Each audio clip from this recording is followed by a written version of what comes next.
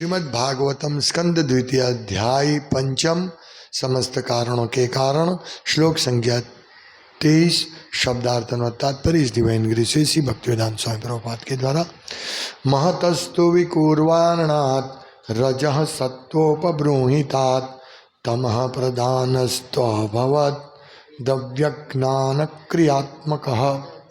शब्दार्थ महतः महत्तत्व का तू लेकिन विकुर्वाणात् रूपांतरित होकर रजः रजोगुण सत्व सतोगुण उपबृंहितात् बढ़ जाने से तमः तमोगुण प्रधान प्रमुख होने से तू लेकिन अभवत घटित हुआ द्रव्य पदार्थ ज्ञान भौतिक ज्ञान क्रियात्मक प्रधानतः भौतिक कार्यकलाप।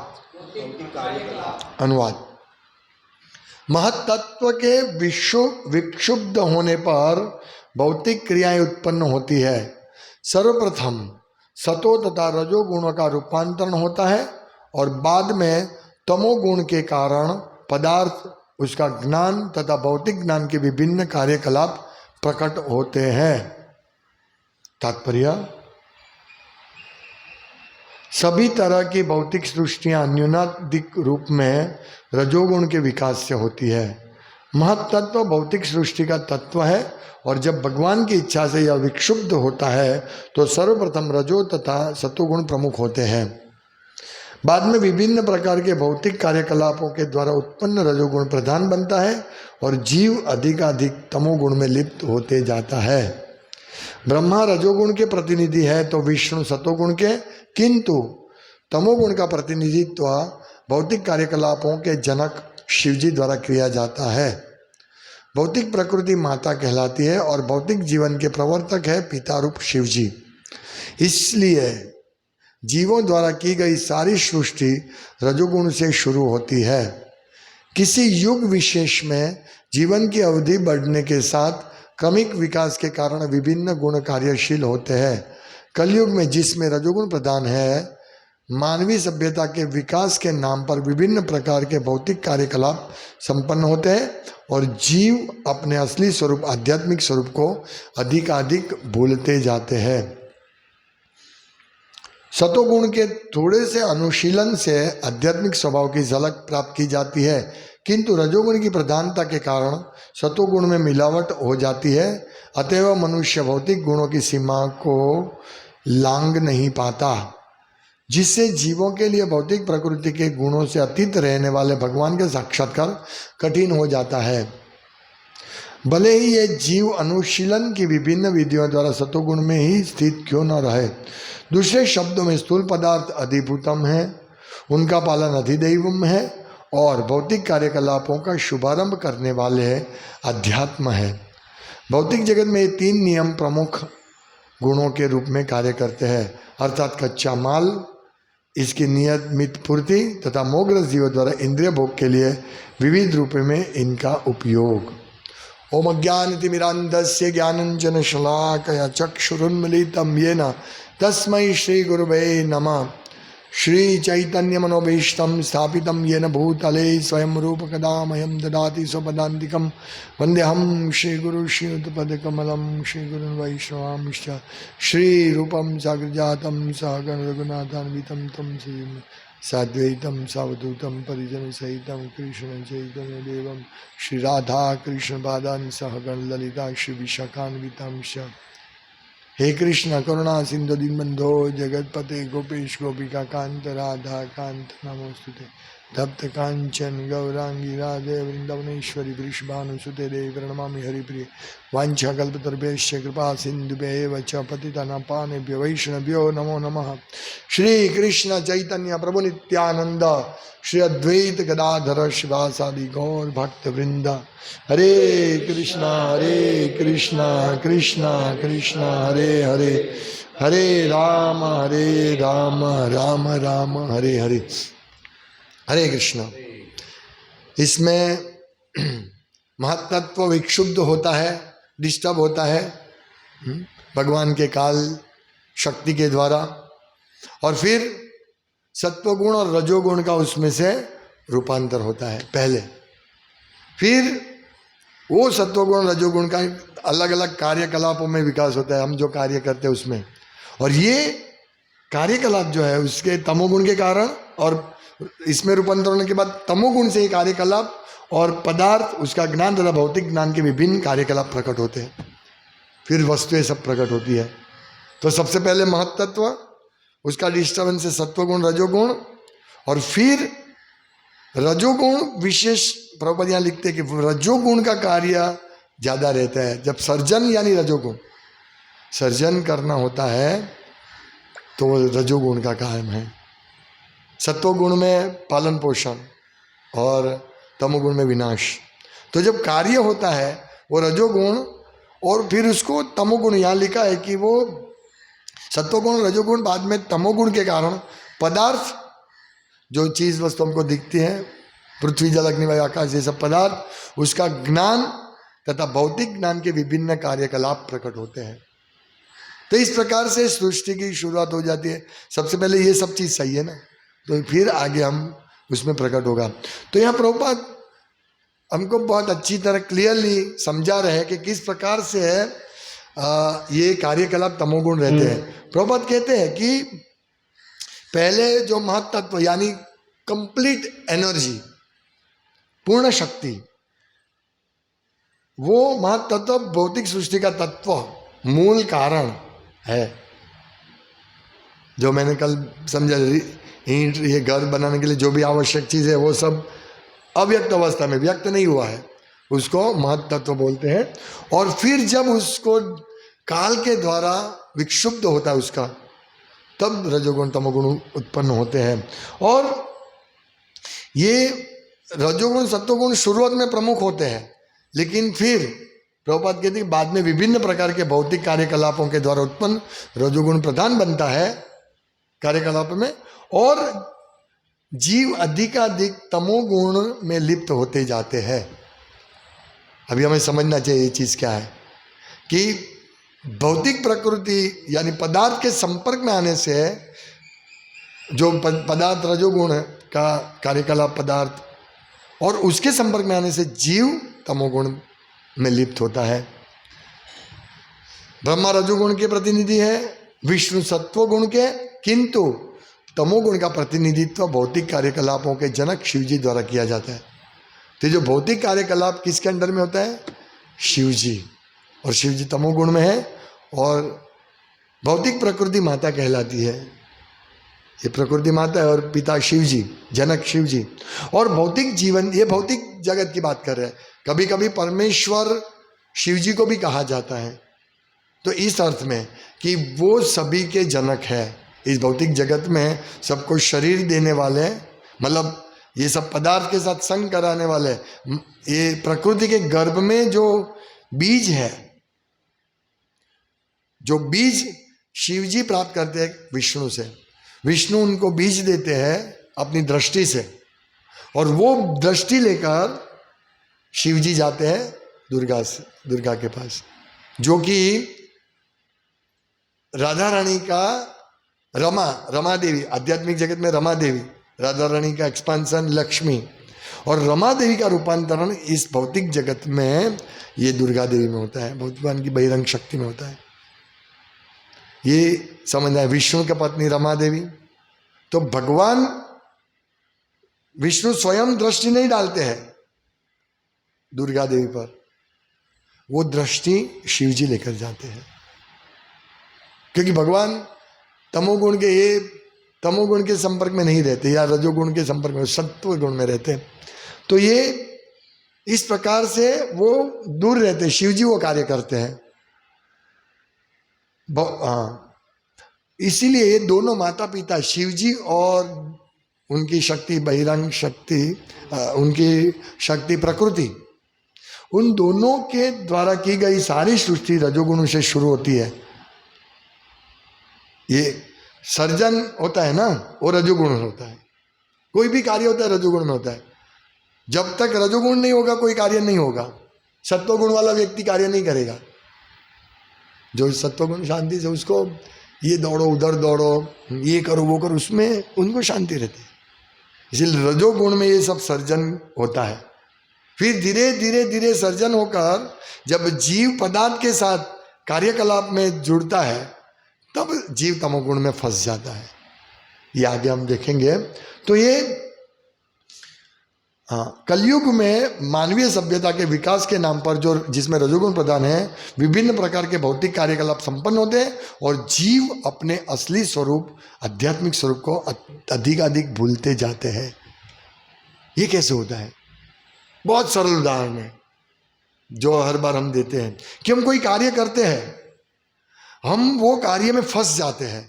यानी हम सोचते हैं ये मेरा कार्य है, ये सब मैंने उत्पन्न किया, ये मेरा कार्य है। हम कोई बिजनेस करते हैं, मेरा बिजनेस है, और बिजनेस में रजोगुण के आवेश में हम बिजनेस करते हैं और बिजनेस में ऐसे व्यस्त हो जाते हैं कि हम सोचते हैं मेरा कार्य है, मेरा कार्य, और हम लिप्त हो जाते हैं। और जितना हम बिजनेस नौकरी भौतिक चीज से लिप्त होते हैं उतना ही हम हमारा स्वरूप भूलते जाते हैं। हम ओरिजिनल क्या है,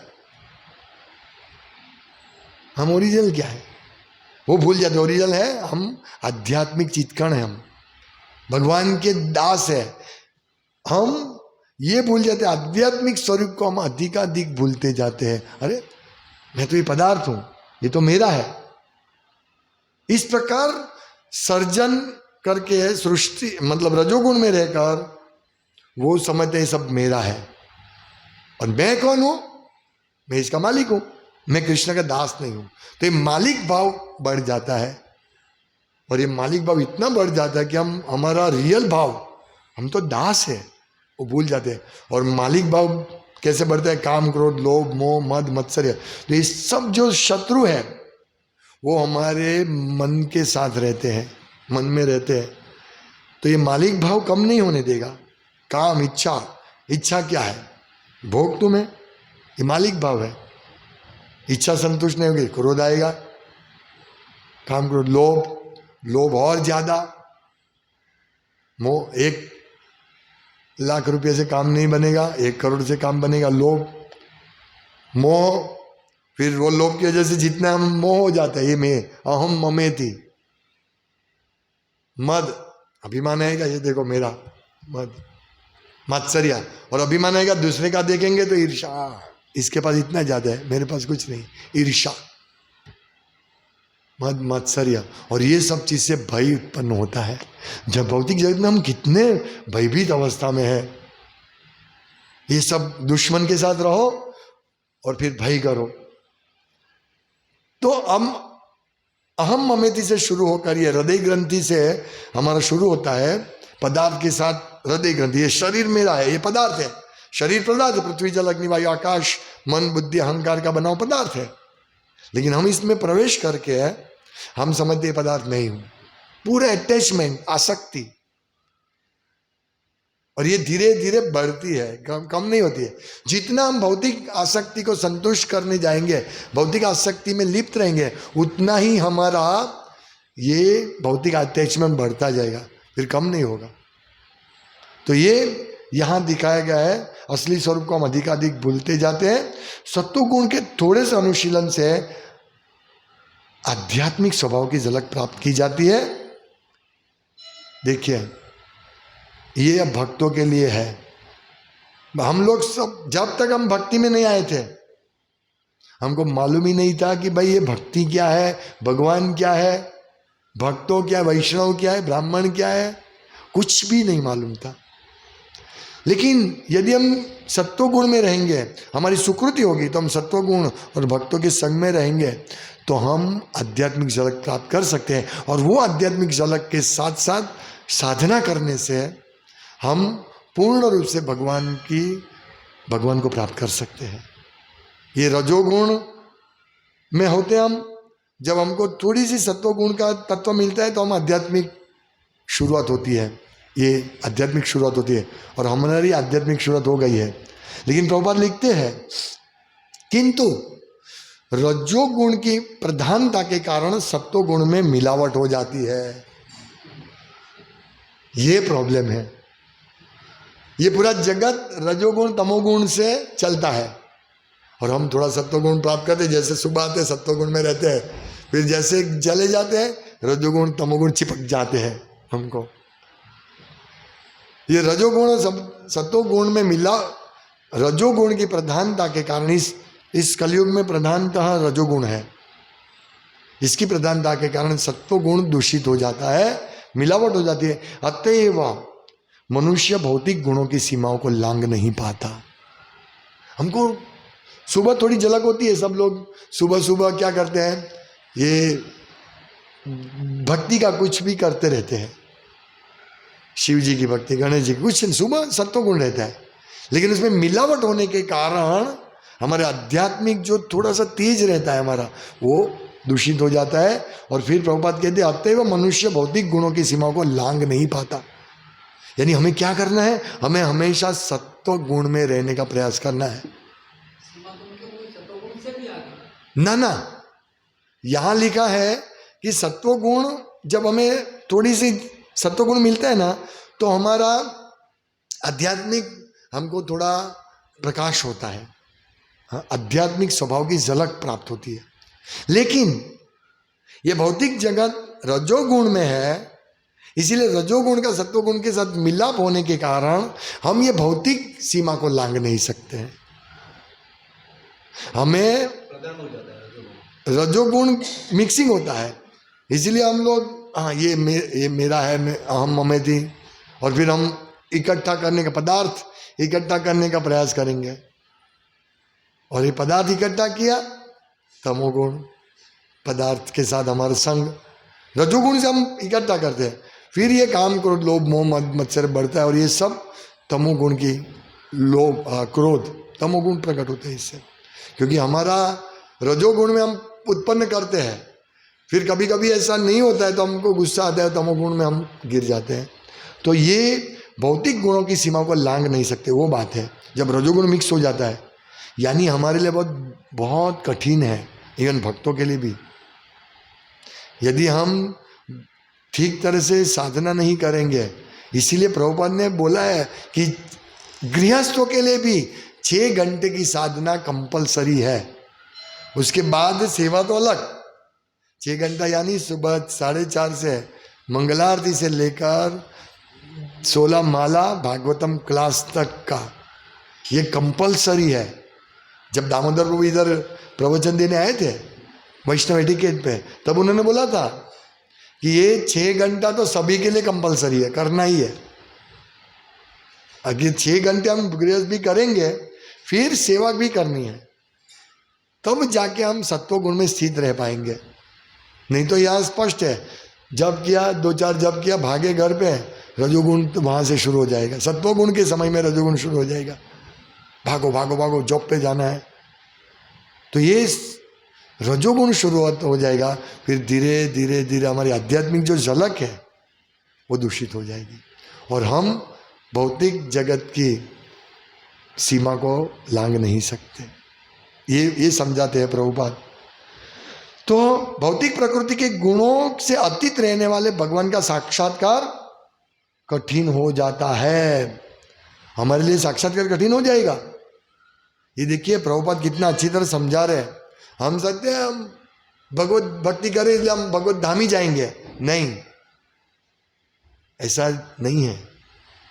भगवत भक्ति किस प्रकार करनी है वो ब्रह्मा जी और प्रभुपाद हमको समझा रहे हैं।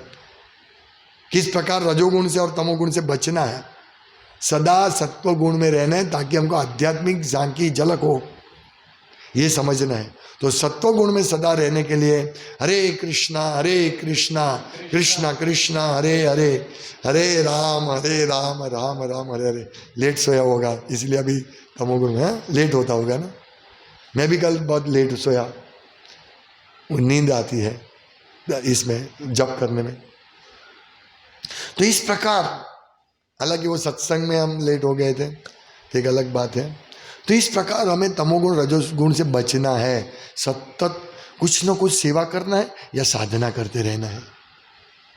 इसलिए प्रभुपाद हमारी बीड़ बैग लटका ही जाती है इधर, जैसे ही टाइम मिले उसमें हाथ डाल के जप कर लो या टाइम निकालो जप करने के लिए। इस प्रकार से हमें सत्व गुण में रहने का प्रयास करना चाहिए। नहीं तो क्या है कि भौतिक जीवों के लिए, हम लोगों के लिए अगर हम ऐसा ही लांग नहीं पाएंगे तो क्या जीवों के लिए भौतिक प्रकृति के गुणों से अतीत रहने वाले भगवान का साक्षात्कार कठिन हो जाते हैं, हमारे लिए कठिन हो जाएगा। भले ही ये जीव अनुशीलन की विभिन्न विधियों द्वारा सत्वगुण में स्थित क्यों न रहे, तो ये हमको समझना है कि यदि हम भक्ति नहीं करेंगे और भक्ति सत्वगुण में नहीं करेंगे तो हमारे लिए भगवान का दर्शन कठिन हो जाएगा। तो यहाँ ये लिखा है, भले ये जीव अनुशीलन की विभिन्न विधियों द्वारा सत्वगुण में स्थित क्यों न रहे, यानी सिर्फ सत्वगुण काफी नहीं है। क्यों? क्योंकि वो तो रजोगुण मिक्स हो जाएगा, इसीलिए हम अलग अलग विधियों का अनुशीलन कर रहे हैं, लेकिन भक्ति करना आवश्यक है, कुछ भी करें। दूसरे शब्दों में स्थूल पदार्थ अधिभूतम है। प्रभुपाद समझाते अधिभूतम यानी पदार्थ अधिभूतम है, यानी प्रभुपाद समझा रहे, बहुत सुंदर इसका अर्थ समझा रहे। अधिभूतम यानी क्या, कि यानी कच्चा माल, पदार्थ अधिभूतम है, कच्चा माल अधिभूतम है, उसका पालन अधिदैवम है, यानी पालन करना इसका क्या है, कच्चा माल की नियत पूर्ति पालन करना। प्रभुपाद इसको समझा रहे तीन सिद्धांत को, ये प्रमुख गुण है, ये तीनों नियम प्रमुख गुणों के रूप में कार्य करते हैं। तीन नियम अधिभूतम, अधिदैवम और अध्यात्मी, ये तीन प्रकृति के मूल नियम है।